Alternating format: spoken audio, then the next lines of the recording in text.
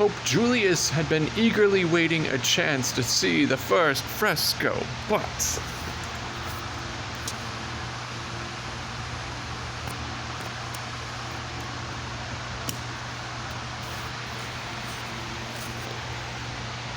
destitute as he was, Michelangelo took another 10 days to paint the Delphic Sibyl and the prophet Joel on their thrones in the pendatives on either side of the smaller fresco of Noah's drunkenness. He wanted the Pope to see good examples of the figures with which the central panels would be surrounded. Julius climbed the ladder, joined Michelangelo on the scaffolding, studied the 55 men, women, and children.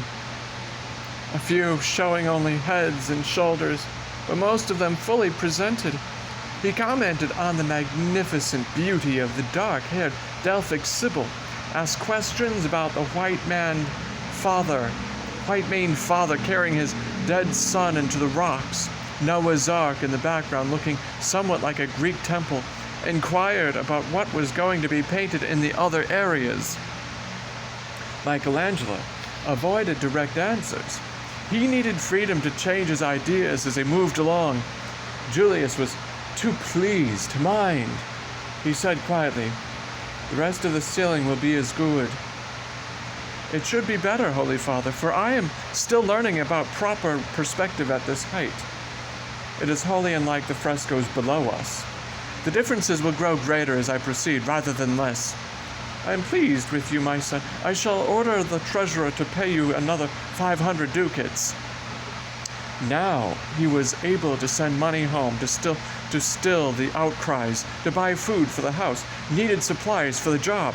Now there would be quiet months ahead during which he could paint his way toward the Garden of Eden. God creating Eve, and then the heart of the ceiling, God creating Adam. The months proved anything but quiet. Warned by friendly Chamberlain Accurcio that his Pietà was being moved out of St. Peter's so that Bramante's army of 2,500 workmen could tear out the south wall of the basilica to make room for the first of the new piers, he ran up the long flight of stairs to find his Pietà already moved next door to the little chapel of Mary of the Fever, but undamaged. Relieved, he stood watching Bramante's foremen locking cables around the south row of ancient columns.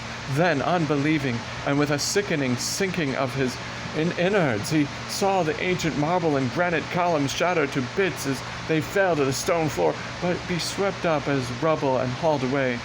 Monuments built in the south wall were destroyed as the wall collapsed, smashing the antique mosaic tiles off the floor. At so little cost, they could have been removed to safety. 2 mornings later, a paper was pasted on the door of Bramante's palace, changing his name to Riunante. A story circulated through the city that Bramante, knocking at the gates of paradise, was refused admission by St. Peter, who asked, "Why did you destroy my temple in Rome?" In reply, Bramante asked whether St. Peter would like him to tear down heaven and rebuild it. As far as he knew, no one but himself and Chamberlain Accurcio had a key to the Sistine. He had insisted upon this so that no one could spy or intrude upon his privacy. While painting the prophet Zacharias on the huge throne over the layman's end of the chapel, he had a feeling that someone was coming at night. He had no tangible evidence.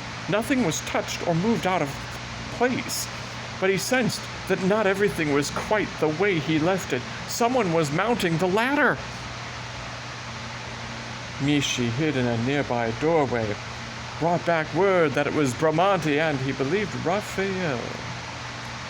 Bramante had a key. They came in late, after midnight. Michelangelo was furious. Before he could get his vault completed and open to view, his new techniques would be on the walls of Raphael's stanza.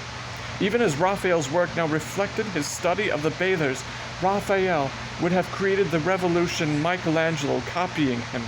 He asked Chamberlain Accurcio to arrange a session with the Pope. Michelangelo made the accusation. There would be nothing new, no point of departure that Raphael would not know about. Bramante stood silent.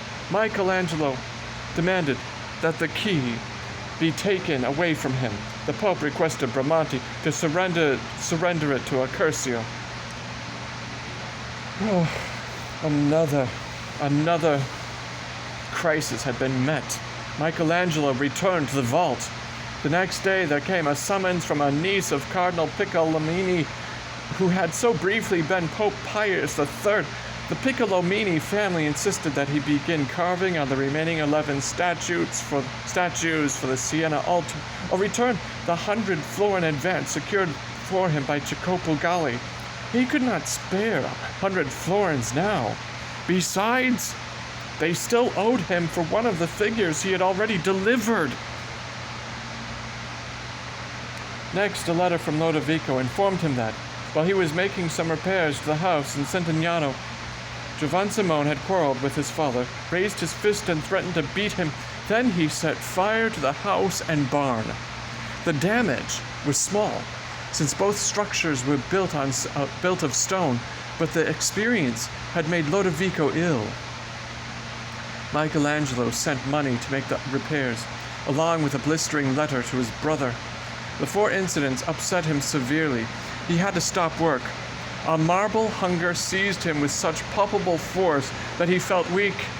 He made for the Campagna, walked for miles with long, ceaseless strides, breathed in heavy gulps of air to prove to himself that he was three-dimensional. In the midst of his despair, he received a message from Cardinal Giovanni summoning him to the Medici Palace. What else could have gone wrong? Giovanni was dressed in his red robes and beretta. His pale, plump face was freshly shaved, smelled of a familiar Florentine cologne.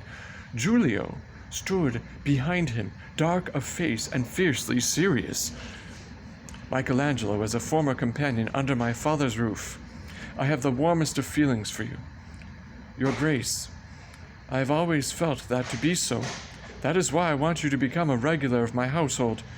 You must come to dinner, be at my side during my hunting parties, and ride in my train when I cross the city in procession to say Mass at Santa Maria in Domenica.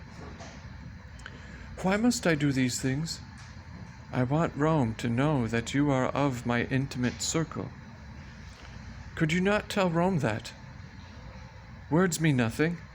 Churchmen, nobility, wealthy merchants come to this palace. When these people see you here, they will know you are under my protection. My father would have wanted it. His blessed Michelangelo left the room. Michelangelo looked over at Giulio, who stepped forward and spoke with warmth. You know, Buonarroti, Cardinal Giovanni never makes enemies. That makes genius in Rome today. Cardinal Giovanni has that genius. He is the most beloved in College of Cardinals. He feels you need his kindness.